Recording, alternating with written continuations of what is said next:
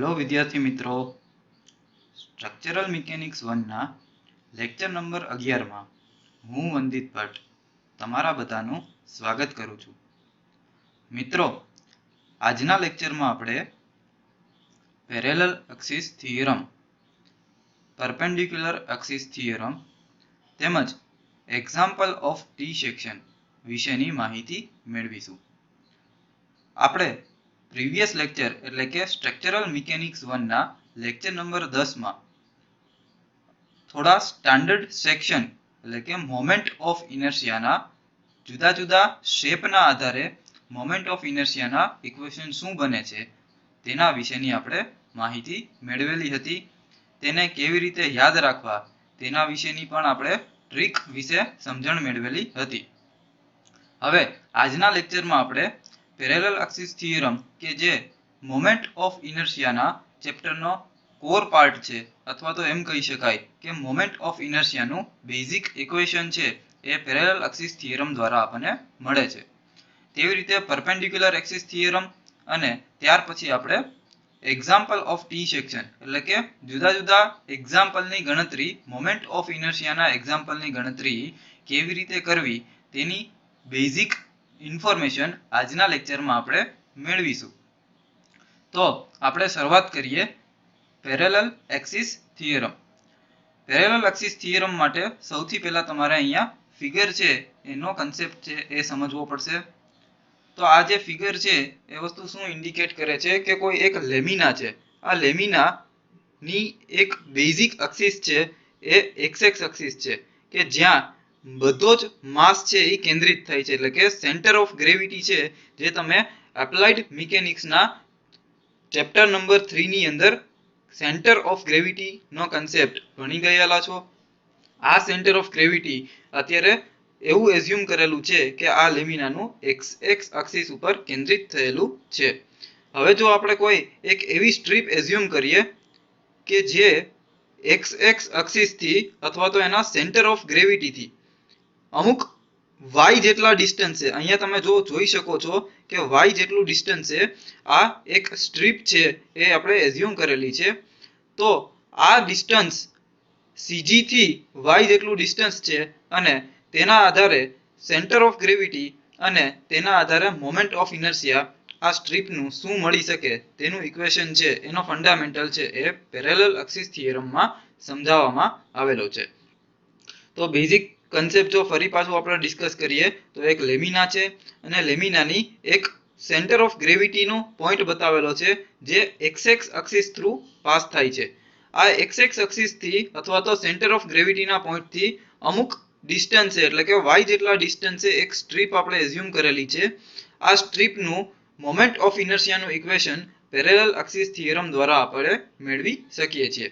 જો અહીંયા એક રેફરન્સ એક્સિસનો કન્સેપ્ટ પણ બતાવેલો છે કે એક AB રેફરન્સ એક્સિસ છે એનું સેન્ટર ઓફ ગ્રેવિટી થી ડિસ્ટન્સ લેમિનાના સેન્ટર ઓફ ગ્રેવિટી થી ડિસ્ટન્સ છે h જેટલું છે અને ત્યાંથી આપણે જે લેમિનાનો કોર પાર્ટ છે અથવા તો સ્મોલ એલિમેન્ટ જે કન્સિડર કરીએ છીએ તેનું ડિસ્ટન્સ છે y છે.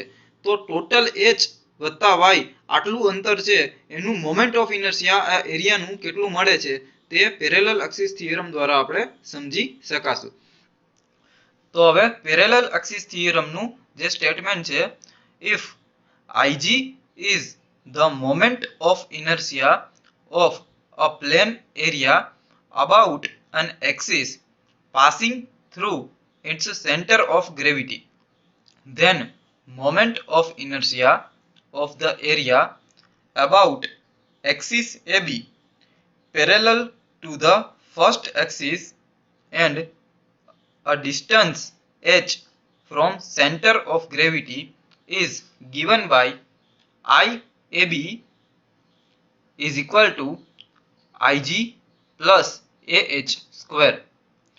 મિત્રો, પેરેલલ એક્સિસ થિયરમનું સ્ટેટમેન્ટ જે હમણાં પ્રીવિયસલી આપણે ફિગરમાં ડિસ્કસ કરેલું છે તેવી રીતે જ લખેલું છે કે જો એક કોઈ સ્મોલ Ig જે મોમેન્ટ ઓફ ઇનર્શિયા છે એક પ્લેનનો અને તે તેની સેન્ટર ઓફ ગ્રેવિટીના પોઈન્ટમાંથી એક એક્સિસમાંથી પાસ થાય છે ત્યારે તો આ આખે આખો એલિમેન્ટ છે એની મોમેન્ટ ઓફ ઇનર્શિયાનું ઇક્વેશન શું બને છે?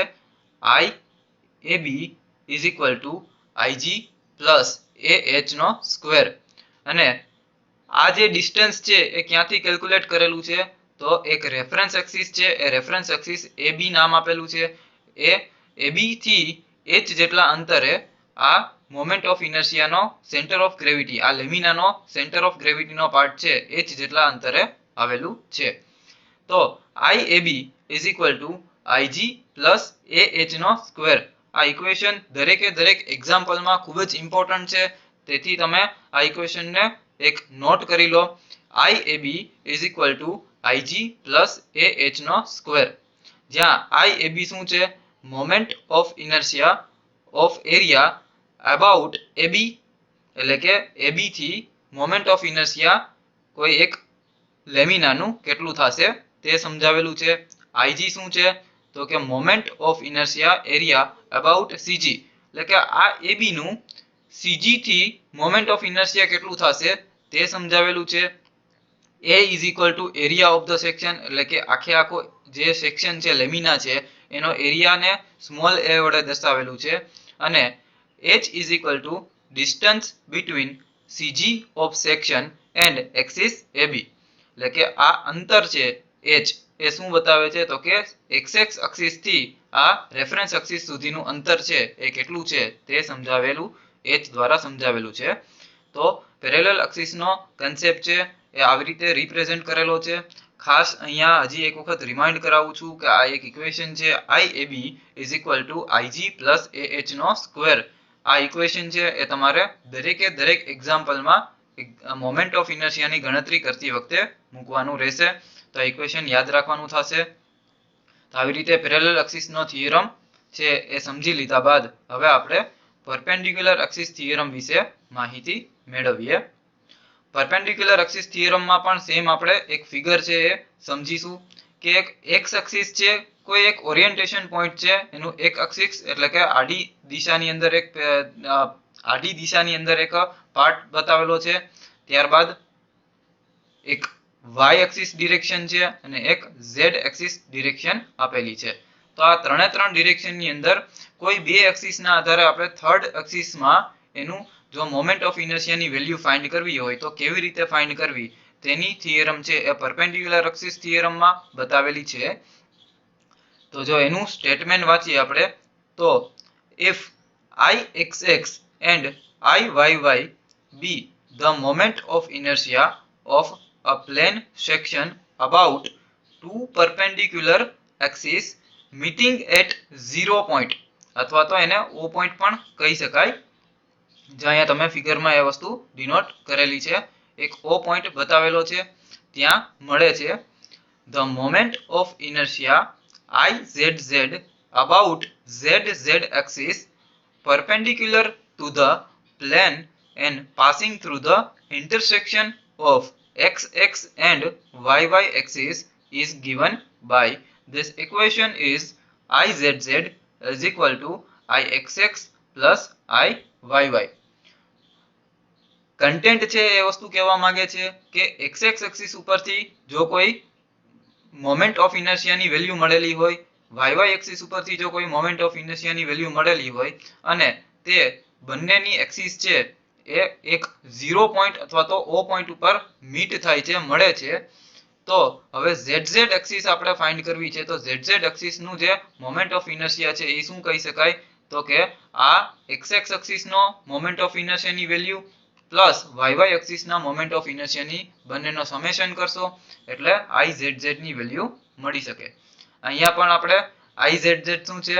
Moment of inertia about ZZ axis, એટલે કે ZZ એક્સિસ ઉપરથી જે પણ મોમેન્ટ ઓફ ઇનર્શિયા મળે છે તેને આપણે Izz વડે ઇન્ડિકેટ કર્યું છે.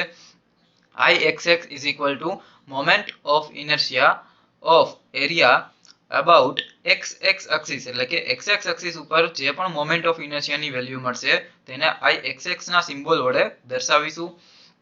ત્યારબાદ Iyy is equal to moment of inertia of area about zz axis. તો આવી રીતે આપણે પેરેલલ એક્સિસ થિયરમ અને પરપેન્ડિક્યુલર એક્સિસ થિયરમનો કન્સેપ્ટ પૂરો કર્યો. ત્યારબાદ હવે આપણે એક્ઝામ્પલની ગણતરીની શરૂઆત કરતા પહેલા આપણે લેક્ચર નંબર 10 માં જે moment of inertia of sum standard section એટલે કે થોડાક અમુક સ્ટાન્ડર્ડ સેક્શનના આપણે મોમેન્ટ ઓફ ઇનર્શિયાના ઇક્વેશન કેવી રીતે યાદ રાખવા તેની ટ્રીક વિશેની વાત કરેલી હતી. તો અત્યારે ફરી પાછું એક્ઝામ્પલની ગણતરી શરૂ કરતા પહેલા એક વખત એ પાર્ટનું રિવિઝન કરી લઈએ, કેમ કે આ ઇક્વેશન ખૂબ જ ઉપયોગી છે. જ્યારે દાખલાની ગણતરી કરતા હોઈશું ત્યારે આપણે આ ઇક્વેશનની વેલ્યુ છે એ મૂકવાની થશે. તો ફરી પાછું એકવાર રિવિઝન કરી લઈએ. આપણે ટોટલ 5 સેક્શન વિશેની માહિતી મેળવેલી હતી, જેમાં ફર્સ્ટ સેક્શન છે રેક્ટેન્ગ્યુલર સેક્શન એટલે કે લંબચોરસ સેક્શન.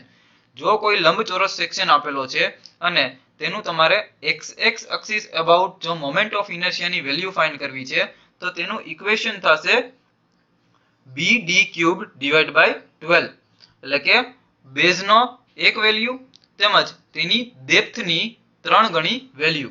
હંમેશા એક વસ્તુ યાદ રાખજો કે જે એક્સિસ ના રિસ્પેક્ટમાં તમારે મોમેન્ટ ઓફ ઇનર્શિયાની વેલ્યુ મૂકવાની છે તેના પરપેન્ડિક્યુલર ડિસ્ટન્સનો ઘન આવશે અને તેના પેરેલલ એક્સિસનો પાર્ટ છે એની સિમિલર વેલ્યુ આવશે.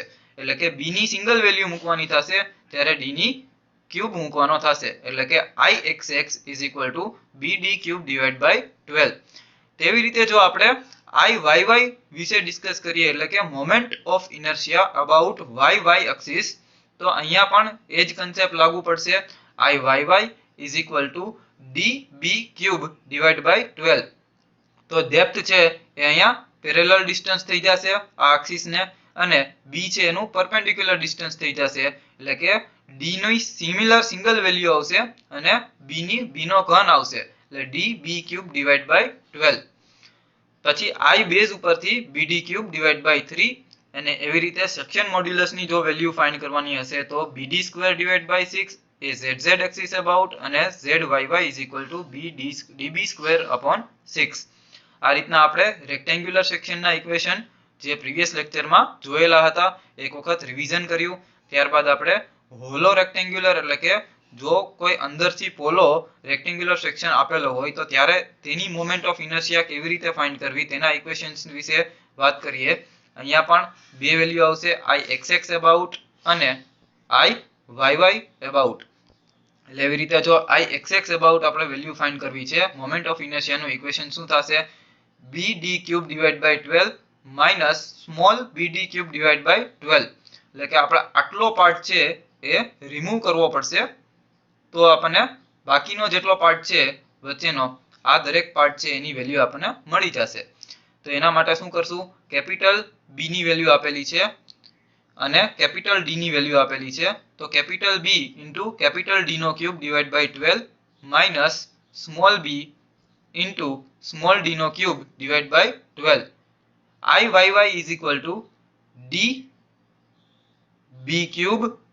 db³ minus d * b³ / 12. તો આવી રીતે આપણે Ixx = capital bd³ / 12 minus small bd³ / 12. Iyy = db³ / 12 minus small db³ / 12. Section મોડ્યુલસનું ઇક્વેશન થશે zxx = bd³ - bd³/6d. zyy = db³ - db³/6b. તેવી રીતે જો સર્ક્યુલર પાર્ટની વાત કરીએ તો Ixx Iyy = π/64d4 આવશે અને zxx zyy = π/32d³ આવશે.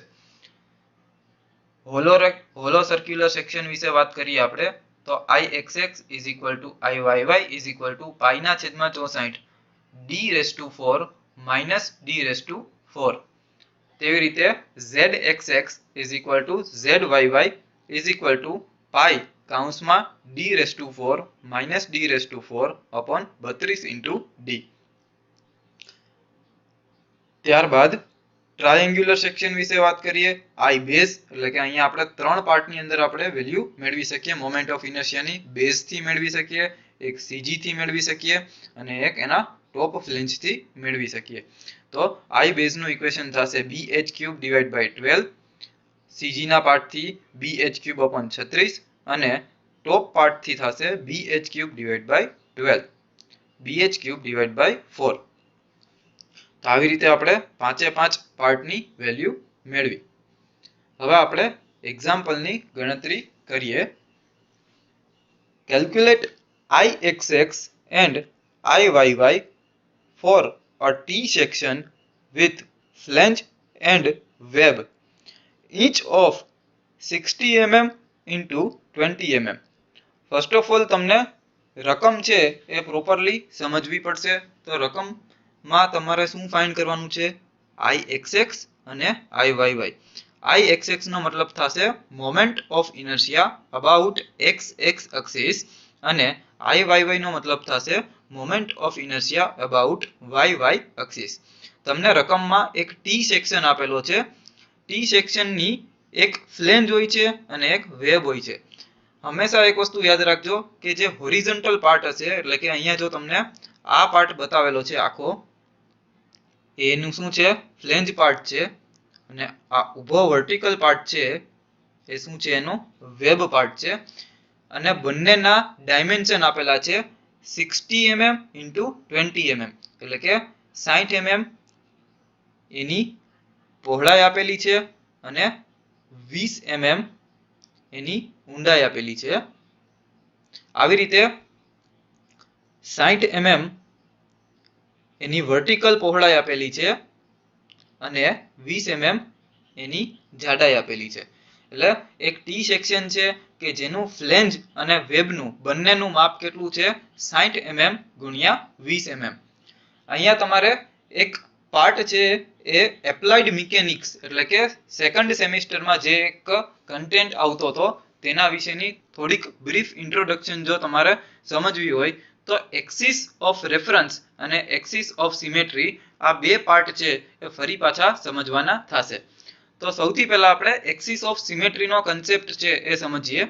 કોઈ પણ સેક્શન હશે એ આઈધર YY એક્સિસ થી સિમેટ્રિક થતો હશે અથવા તો XX એક્સિસ થી સિમેટ્રિક થતો હશે અથવા તો કોઈ પણ એક્સિસ થી સિમેટ્રિક નહીં થતો હોય એવું પોસિબલ થઈ શકે છે.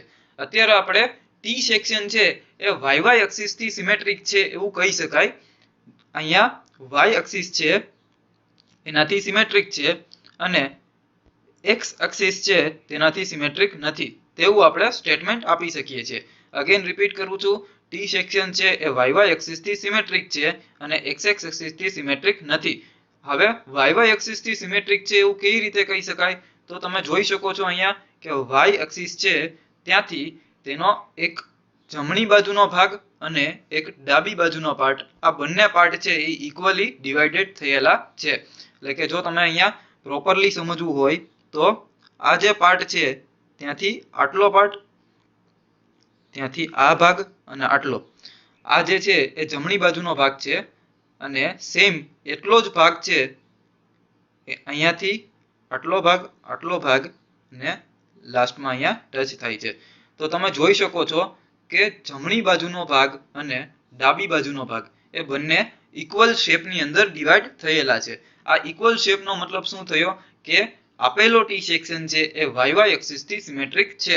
તેવી જ રીતે જો આપણે XX એક્સિસ થી એનો પાર્ટ છે એ ડિવાઈડ કરવા જઈએ તો એમાંથી આપણને શું ખબર પડે છે કે XX એક્સિસ થી એ પાર્ટ છે સિમેટ્રિક નથી. સિમેટ્રિક નથી એનું કારણ છે કે XX એક્સિસ છે એના ઉપરનો ભાગ અને એક નીચેનો ભાગ. તમે જોઈ શકો છો કે ઉપરનો ભાગ છે એ આટલો ભાગ છે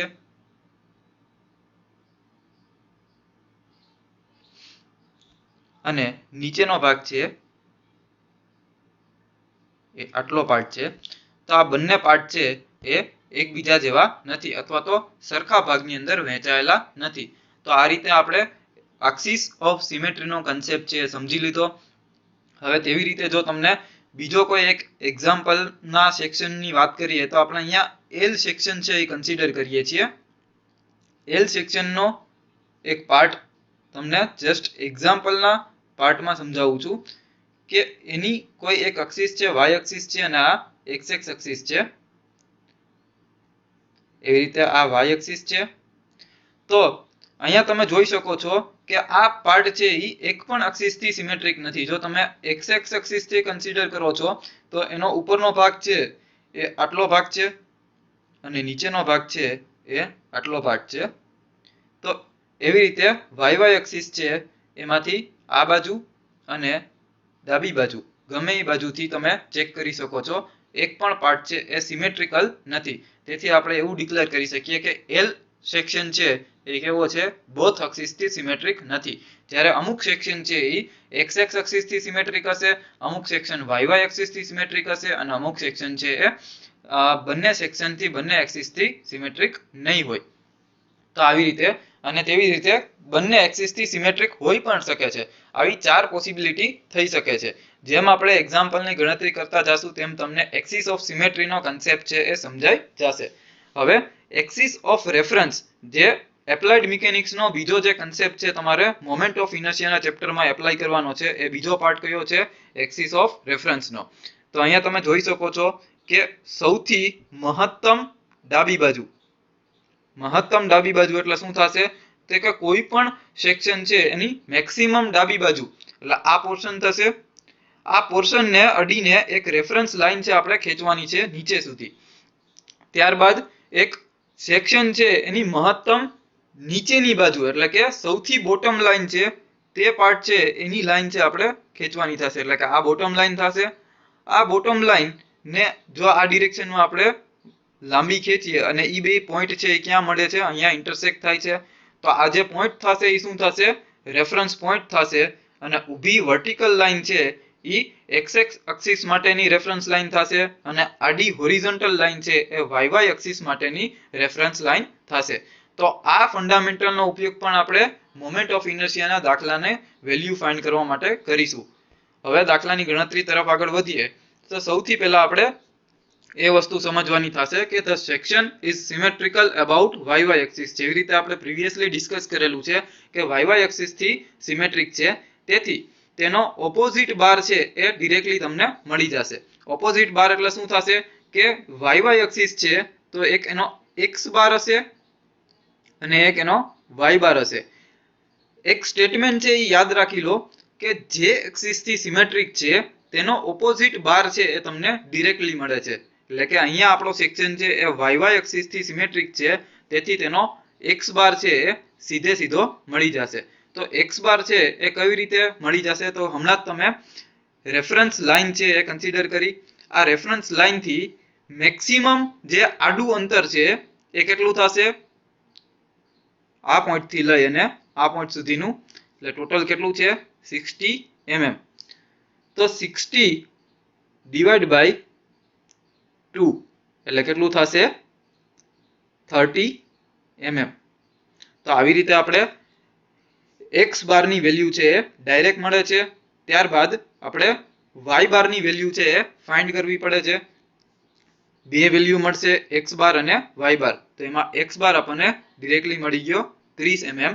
તેવી રીતે હવે વાય બાર માટે શું કરવું પડશે, એક ઇક્વેશન છે Y bar is equal to a1 y1 વત્તા a2 y2 upon a1 a2. તો આ રીતના આપણા ઇક્વેશનમાં ટોટલ કેટલા કમ્પોનન્ટ છે, a1 y1 a2 અને y2. આ 4 કમ્પોનન્ટની વેલ્યુ આપણે ફાઇન્ડ કરવી પડશે. તો હવે એના માટે a1 શું છે તો અહીંયા તમે જોઈ શકો છો કે ટી સેક્શન છે એ બે રેક્ટેન્ગ્યુલર પાર્ટનો બનેલો છે. એક આડો રેક્ટેન્ગ્યુલર મૂકેલો છે અને એક ઊભો રેક્ટેન્ગ્યુલર મૂકેલો છે.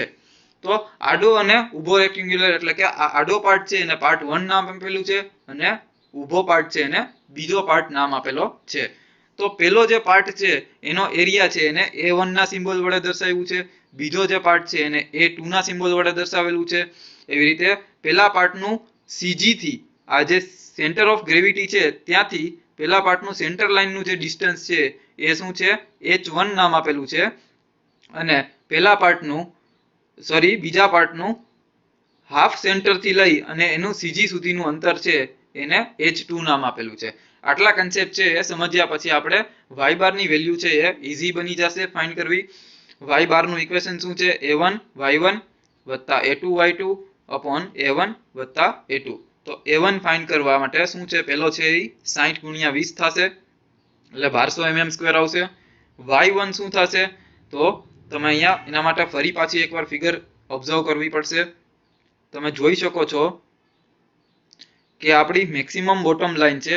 મેક્સિમમ બોટમ લાઈન થી ટોટલ જે ડિસ્ટન્સ છે એ કેટલું છે? આટલું 60 mm છે. અને આ જે ડિસ્ટન્સ છે એ કેટલું છે? 20 mm. તો કોઈ પણ એક્સિસ છે એના સેન્ટર પાર્ટ થી બોટમ લાઈન સુધીનું ડિસ્ટન્સ છે એ શું થશે? તમારો જે તે પાર્ટનો y ડિસ્ટન્સ થશે. એટલે કે y1 અહીંયા ફાઇન્ડ કરવું છે તો શું થશે?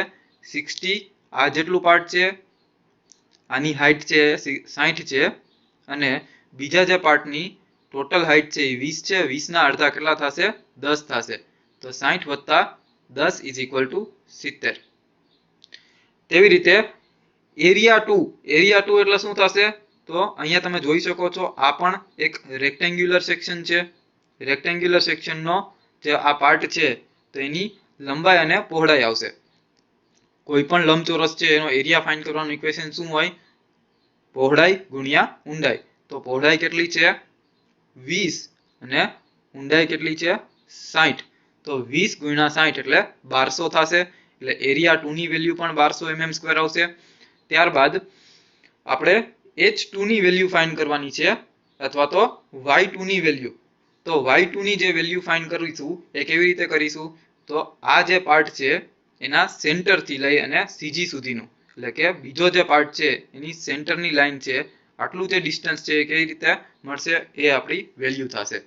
તો ટોટલ આપણો જે 60 mm નો ડિસ્ટન્સ છે તો એનો y બાર શું થશે? 30 mm. 60 ના અડધા કેટલા થશે? 30 mm. એવી રીતે આપણે y1 અને y2 બંનેની વેલ્યુ ફાઇન્ડ કરી. a1 અને a2 ની વેલ્યુ ફાઇન્ડ કરી. તો ટોટલ y બાર નું વેલ્યુ છે a1y1 વત્તા a2y2 upon a1 plus a2. એટલે કે 1200 એટલે a1, 70 એટલે y1, અગેન પાછો 1200 એટલે a2 થશે અને y2 30 થશે.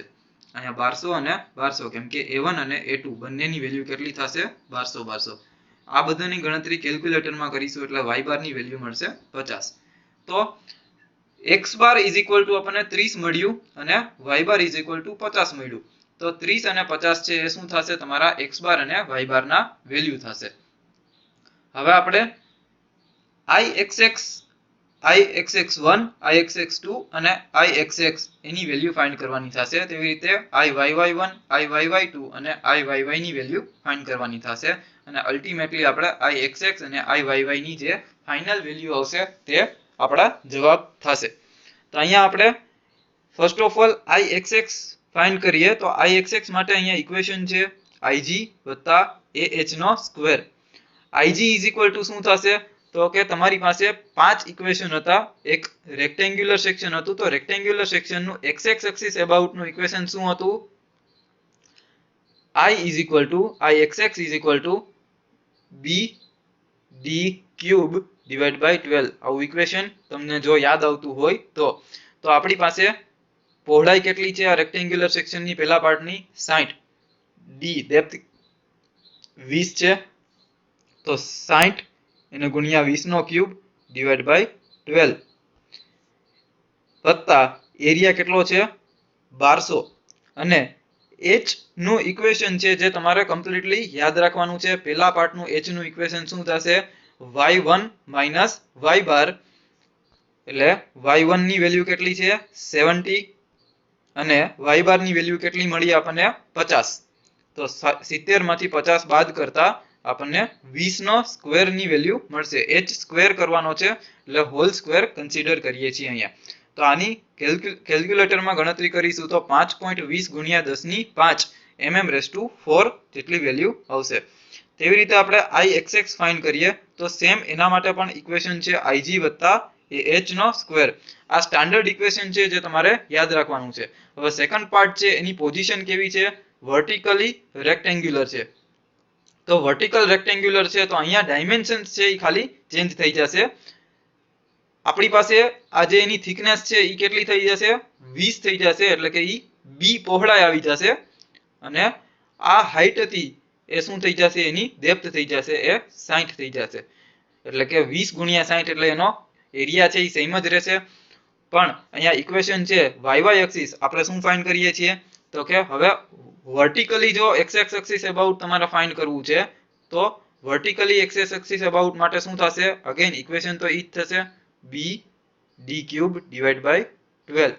તો આ વખતે b ની વેલ્યુ કેટલી થશે 20, ડેપ્થ કેટલો છે 60, તો 20 ગુણ્યા 60 નો ક્યુબ ડિવાઇડ બાય 12 એટલે આપણને 8.40 ગુણ્યા 10⁵ mm⁴ વેલ્યુ મળી.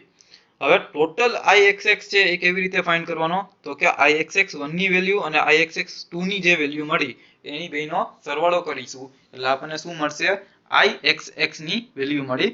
તો Ixx1 છે એ શું આવ્યું 5.20 વત્તા 8.40, બંનેનો 10⁵ છે એ કેવું થઈ જશે કોમન નીકળી જશે એટલે ટોટલ થશે 13.6 ગુણ્યા 10⁵ mm⁴.